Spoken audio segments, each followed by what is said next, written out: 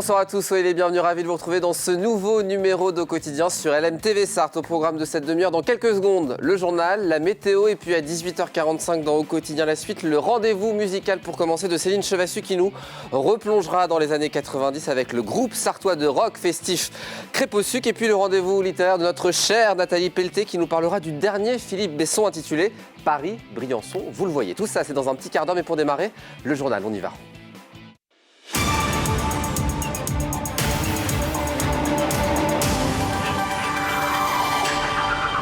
Et elle est là. Bonsoir Hélène Galliana. Bonsoir Aurélien, bonsoir à tous. Bonne année à vous tous. Au sommaire de cette édition, zoom sur un dispositif expérimental ce soir. À Château-du-Loir, une équipe paramédicale d'urgence intervient dans le sud du département, vous le verrez.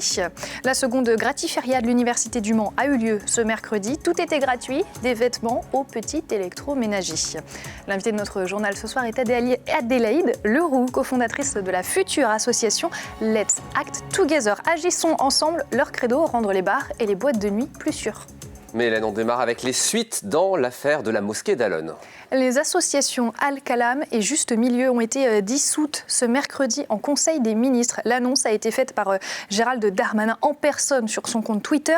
Les associations qui géraient la mosquée, fermée pour 6 mois, sont soupçonnées de relations avec la mouvance islamiste radicale. Une enquête pour apologie du terrorisme et provocation à commettre des actes terroristes est par ailleurs en cours. Santé à présent, garantir l'accès à une prise en charge médicale en moins de 30 minutes. Hélène, c'est le principe de l'EPMU dont on va parler ce soir. Tout à fait, EPMU qui signifie équipe paramédicale d'urgence. Elle est composée donc d'un infirmier et d'un aide-soignant ambulancier prêt à se rendre sur les lieux en quelques minutes pour dispenser les premiers secours en cas d'urgence vitale. Le dispositif est expérimenté depuis le mois de mai à Château-du-Loir. Diane Lemoisson a passé la journée avec eux. Le domaine d'intervention de l'EPMU actuellement est de Saint-Calais jusqu'à La Flèche, voire Bazouges. Toute cette zone n'avait aucune prise en charge préhospitalière médicale possible en moins de 30 minutes. Lancée début mai, l'équipe paramédicalisée d'urgence, appelée EPMU, du centre hospitalier de Montval-sur-Loire, résout ce problème. Composée d'un aide-soignant ambulancier et d'un infirmier, l'équipe arrive sur les lieux en moyenne 22 minutes avant le SMUR pour initier les premiers gestes. C'est des vies sauvées. On a des exemples de chocs anaphylactiques pour lesquels, si effectivement on n'avait pas eu ces 25 minutes d'avance sur l'équipe SMUR, probablement que la finalité aurait malheureusement été différente. Elle va permettre d'avoir un bilan plus rapide, un engagement des thérapeutiques médicamenteuses plus rapide, et elle va réduire et optimiser le temps médical de nos médecins urgentistes qui aujourd'hui est précieux. Sous la supervision du SMUR 72, le PMU est engagé en première intention sur les cas d'urgence absolue, comme les arrêts cardio-respiratoires ou les chocs anaphylactiques. On va être le premier regard sur le patient, et donc les informations, la collecte d'informations est très très importante pour que le médecin régulateur puisse avoir un maximum d'informations, et on pourra commencer les premiers gestes techniques, la perfusion et éventuellement l'administration de traitements médicamenteux. Le PMU intervient également sur les douleurs aiguës traumatiques. En 7 mois, plus de 200 interventions ont été effectuées par l'équipe. Le reste du temps, le personnel est en renfort à l'hôpital. Et ils vont aider les équipes. Il y a un impératif, c'est d'être libérable à tout moment pour un départ en intervention. Mais c'est vraiment du personnel qui est en plus du personnel de la structure. Il y a eu 0 suppression de poste sur la structure. Si le dispositif est expérimenté pour une durée d'1 an, un autre PMU est mis en place à Saint-Calais à partir du 24 janvier. L'établissement public de santé mentale a décidé de suspendre ses visites, Hélène. Et ce, en raison de l'aggravation de la situation épidémique. La mesure s'applique depuis le 1er janvier à l'ensemble des patients, mais aussi des résidents. C'est une décision qui sera réévaluée dans les jours à venir en fonction de l'évolution de la situation. Par ailleurs, le PSM indique que les équipes restent à disposition par téléphone pour donner des nouvelles et répondre aux différentes interrogations des proches des personnes hospitalisées. Toujours au chapitre santé, les réserves de sang sont au plus bas. Alors, l'établissement français du sang lance un appel aux dons et les prochaines collectes dans notre département ont lieu dès ce jeudi. À Montfort-le-Génois, de 15h à 19h, ce sera salle polyvalente. Et puis ce mardi 11 janvier, la semaine prochaine, donc, il sera aussi possible de donner son sang à changer. Cette fois-ci, ce sera au centre socio-culturel François Rabelais, toujours aux mêmes horaires, 15h, 19h. Et puis enfin, le centre hospitalier du Mans réalise en continu des collectes, mais cette fois-ci, c'est sur rendez-vous. Alors, il faut aller sur le site mont-rdv-don200.fs.santé.fr. Faire des boîtes de nuit des lieux plus sûrs. Voilà le combat de l'invité de ce journal, Adélaïde Leroux, la cofondatrice de Let's Act Together, qui est sur notre plateau ce soir. Pardon Aurélien, bonsoir Adélaïde Leroux, bonsoir. Merci d'être avec nous. En français, Let's Act Together, agissons ensemble, c'est votre credo. C'est un projet qui est né d'abord d'une page Instagram que vous avez donc créée avec Sacha Imi.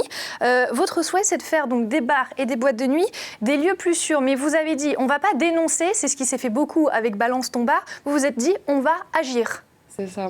Comment vous avez procédé ? Nous, notre souhait, ce serait plutôt d'aller vers les établissements et aussi d'aller vers les gens qui fréquentent aussi les mêmes lieux que nous pour pouvoir mettre en global nos idées et voir ce qu'on peut faire. Donc on a rencontré plusieurs établissements, des boîtes de nuit et des bars du Mans. Principalement Mancel pour l'instant ? Pour l'instant, on est basé que au Mans et peut-être trouver d'autres gens qui pourraient agir sur d'autres villes, mais voilà. Alors comment ça s'est passé ? Comment se passent vos échanges avec les gérants et les directeurs de boîtes et de bars ? Essentiellement, soit nous, on les a contactés directement par Instagram ou c'est eux qui sont venus vers nous. Donc on a convenu des rendez-vous avec eux. Dans le global, ils ont tous bien accueilli en fait notre démarche. Et après, ils nous ont proposé leurs idées. En général, c'est à peu près global, c'est à peu près toujours la même chose. Voilà. Et c'est quoi, par exemple ? Qu'est-ce qui va être ajouté, peut être ajouté, serait rajouté ? Pour l'instant, c'est essentiellement des couvercles de verre pour empêcher les personnes de mettre de la drogue dedans. Et c'est aussi rajouter des caméras pour essayer de voir si on peut voir les personnes qui font ça. Mais sinon, après, il n'y a pas encore trop d'autres solutions. Essayer de former les gens, former le personnel et aussi expliquer aux gens les effets de la drogue pour pouvoir les prévenir et les repérer pour pouvoir, nous, en tant que clients, le signaler au personnel et pouvoir faire venir les secours s'il y en a besoin. Globalement, ils vous entendent ?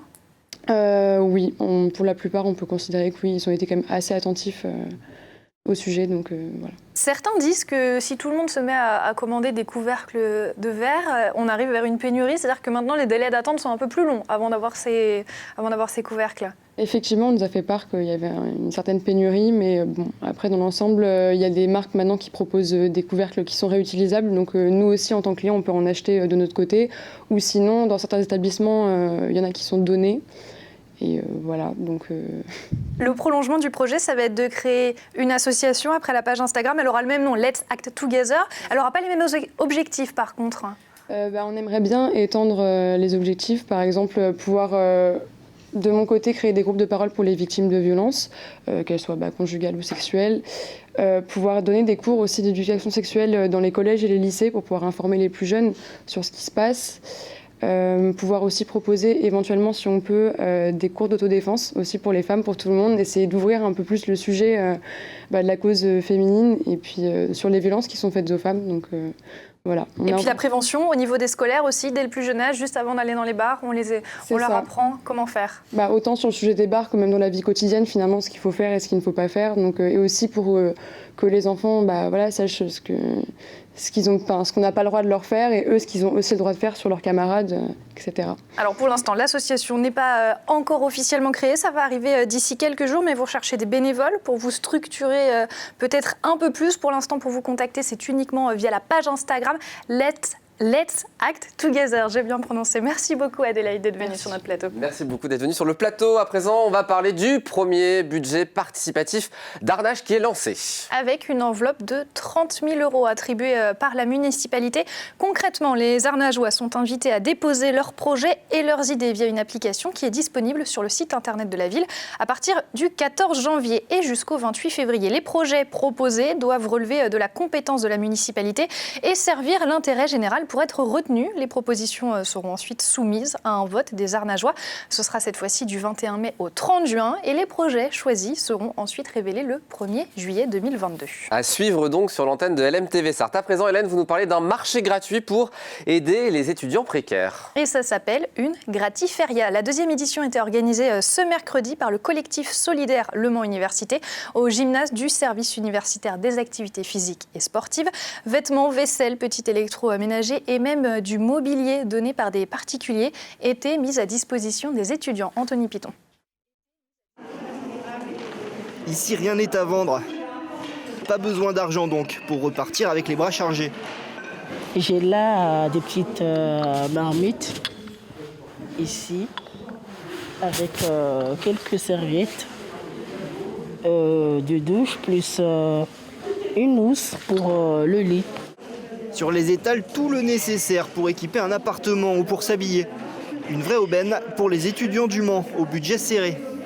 D'habitude, je me serais retournée sur le prix en me disant est-ce que ça vaut vraiment le coup, etc. Alors que là, le fait que ça soit gratuit, on est juste content de prendre le pantalon et ça fait plaisir. Ça coûte quand même très cher en magasin, ça peut monter jusqu'à 50 € pour un manteau, donc voire plus, pour un manteau de bonne qualité. Donc c'est vraiment pratique d'avoir quelque chose comme ça ici. À l'origine de ce projet, le collectif solidaire Le Mans Université. Une association née lors du premier confinement qui collecte les dons de particuliers pour les étudiants. On fait partie des universités où le nombre d'étudiants boursiers est très élevé et ça se sent aussi dans ce genre d'occasion. Effectivement, les étudiants attendaient en fait le retour de la Gratiferia. On avait déjà proposé une fois cette action au mois de septembre. On avait accueilli plus de 500 étudiants sur la journée. Et ces besoins-là, ils sont réels, ils existent toujours. Hein. C'est pas forcément la crise sanitaire actuelle qui met les étudiants dans cette précarité-là. Il y a effectivement une partie de cette population étudiante qui vit quotidiennement avec vraiment le minimum. À terme, le collectif a l'ambition d'installer une ressourcerie pour les étudiants. La Gratiferia pourrait alors devenir permanente sur le campus de l'université. Et une dernière info sport avant de se quitter, Hélène. Le Noël du Mans FC avait dû être annulé en raison du Covid en décembre dernier. Une partie de l'équipe était positive, empêchant le déroulement du match et aussi de la soirée. 2 solutions donc pour se faire rembourser ses places. Si vous les avez achetées au centre d'entraînement ou dans les magasins distributeurs, il faut se rendre donc à la Pince-Nardière avec ses places. Et si vous les aviez prises sur Internet, elles vous seront directement remboursées sur le compte bancaire utilisé au moment du paiement. Merci beaucoup Hélène, c'est la fin de ce journal. Une page de pub, la météo, et on se retrouve juste après. À tout de suite.